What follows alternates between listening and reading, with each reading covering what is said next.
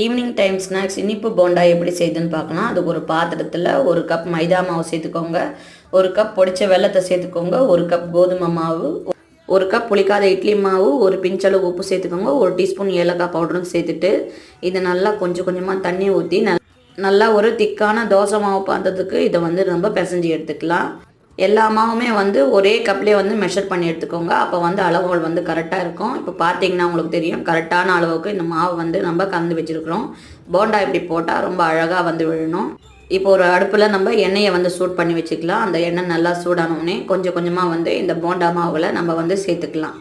நல்லா ரவுண்ட் ஷேப்பாக போட்டு எடுங்க. அப்போ தான் பார்க்கறதுக்கு ரொம்ப அழகாக இருக்கும். இப்போ ஒரு 3 நிமிஷத்துக்கு இந்த பக்கம் திருப்பி போடுங்க. நல்லா ரோஸ்ட் ஆனவுடனே இன்னொரு பக்கமும் திருப்பி போட்டுட்டு எடுத்தால் ரொம்ப சூப்பரான நம்ம குண்டு குண்டு போண்டா ரெடி. இதோட ஃபுல் வீடியோ கீழே லிங்க்கில் கொடுத்துருக்கேன், செக் பண்ணி பாருங்கள். மறக்காமல் நம்ம சேனலுக்கும் சப்ஸ்கிரைப் பண்ணிக்கோங்க. தேங்க்யூ, பாய்.